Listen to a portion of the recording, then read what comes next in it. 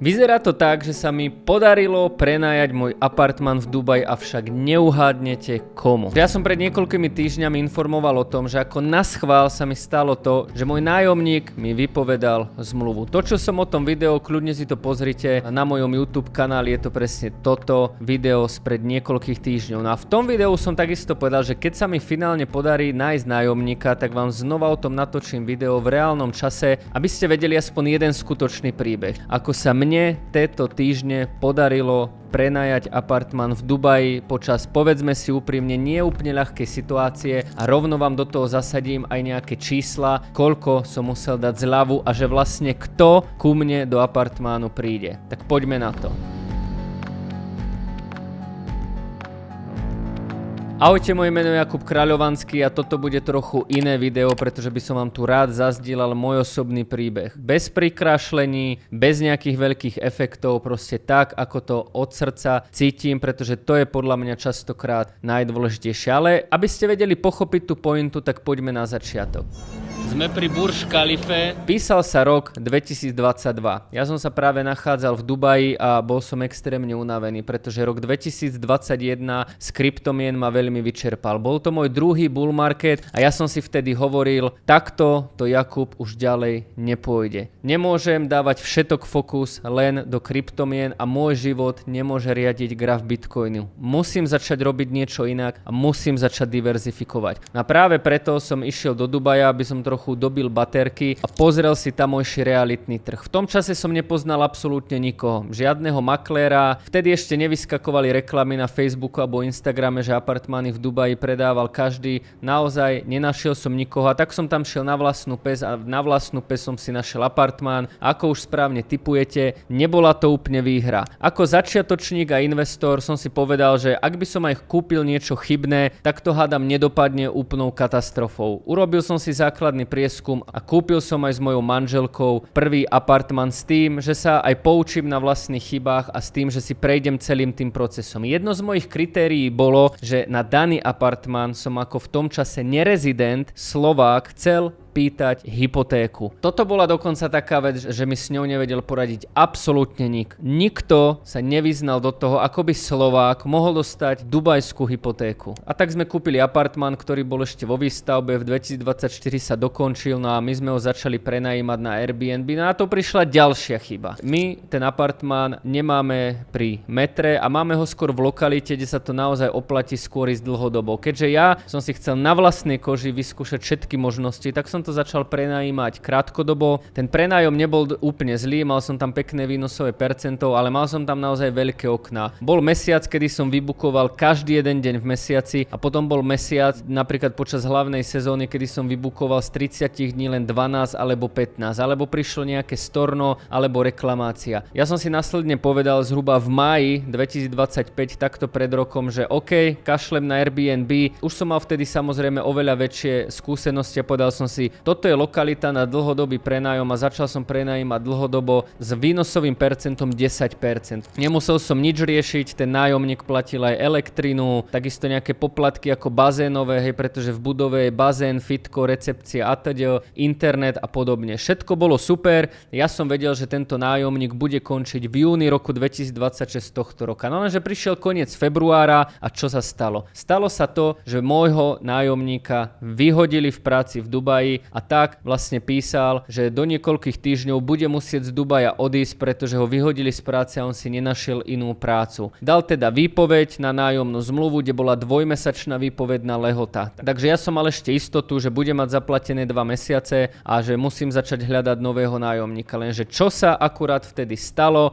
A short time ago, the United States military began major combat operations in Iran. USA vojensky napadli Irán. No a zrazu z Dubaja, z bezpečného miesta, kde prenajať apartman nebol absolútne žiadny problém, sa stalo to najhoršie načasovanie. A toto je za mňa jedno poučenie, pretože vy, keď investujete alebo podnikáte, proste vždy buďte pripravení na to najhoršie. Ja mám situáciu, kedy ma to samozrejme jemne zabolelo, ale v podstate nič to nezmenilo. Hej? A som veľmi rád, že sa to stalo, pretože vám, mojim divákov, ktorých si vážem, môžem sprostredkovať sprostredkovať priamo môj príbeh, hej, moju skúsenosť, čiže nie je to niečo, že by ste to niekde počuli, ale ja som to naozaj reálne zažil. No a tak prišlo obdobie, kedy bolo naozaj hľadať nejakého podnájomníka veľmi ťažké. Ja som do toho išiel so stratégiou, že dám rovnakú cenu. Bolo to aj možno taká nejaká vec ega, aby som skutočne otestoval tú silu toho trhu. Či budem schopný prenajať na 1 rok za rovnakú cenu. Prešiel marec, kedy niekedy v polovici marca môj nájomník odišiel, začala plynúť 2-mesačná výpovedná lehota, takže ja som vedel, že apríl, maj, keď nikoho nenájdem, je to v pohode, lebo to bude mať zaplatené, ale samozrejme chcel som nájsť niekoho čím skôr. Rovnako my sme naozaj nevedeli, či ten konflikt bude trvať pár dní, týždeň, 2 týždne, no a v podstate dneska je začiatok júna, my vieme, že ten konflikt trvá, že v podstate aj pred pár dňami bol útok na niektorý zo susedných štátov. No a ja som zo začiatku preto povedal, že nejdem dávať zľavy. Avšak nemal som naozaj skoro žiadne dopyty. Keď som sa pozrel na mapku nehnuteľnosti v Dubaji,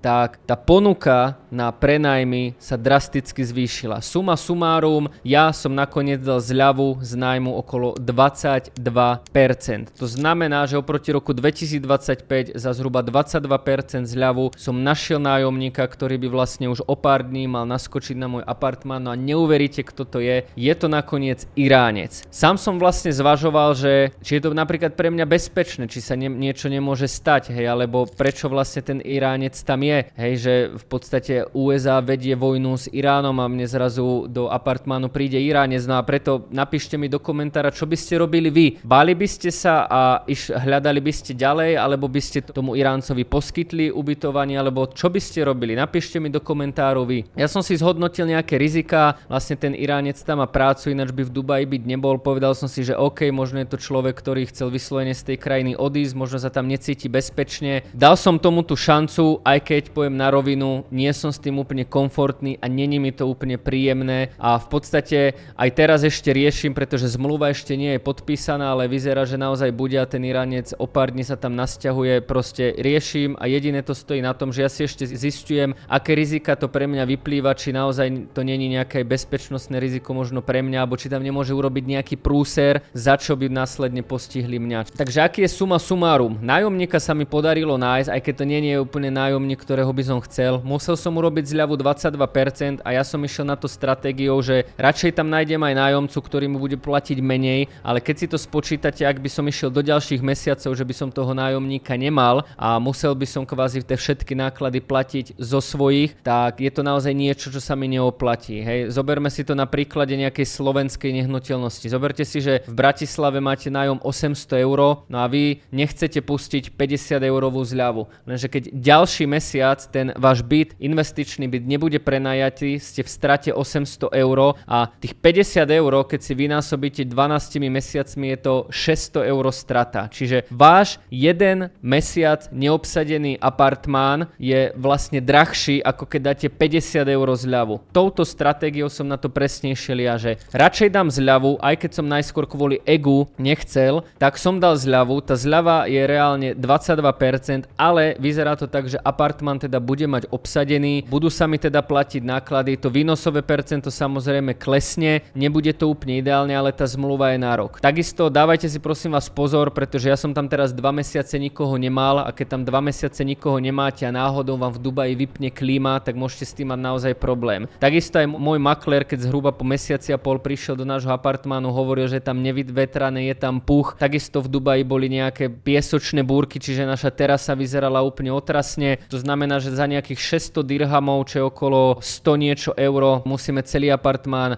kompletne vyupratovať, pretože bola tam piesočná búrka, všetko je od piesku, aj keď tam vlastne mesiac a pol nikto nebol. A naozaj stalo za mi niekoľko prípadov, že ak máte apartmán u zlého developera a je tam mesiac vypnutá klíma, tak proste tam máte všade plesne a môžete celý nábytok vyhodiť. Takže aj z tohto dôvodu som ja radšej chcel, aby tam niekto bol. No a to je teda môj osobný príbeh bez akéhokoľvek pozlátka, akýchkoľvek nejakých zavádzajúcich vecí. Toto sa mne stalo, som veľmi rád, že sa mi to stalo. No a môj príbeh bol ten, že som v roku 2022 na vlastnú pes kúpil apartmán. Dnes by som to už neurobil, aj to len preto, že mám informácie. Takže moja rada na záver je, vždycky si radšej nechajte poradiť, pretože ak idete investovať takýto veľký balík peňazí, tak tie chyby sú naozaj drahé a môže vás to stať naozaj veľa. Neverte brožúram z internetu, overte si to, najlepšie keď sa tam idete pozrieť, ale hlavne prípadne nájdete spoľahlivý kontakt, napríklad našu firmu Lestero.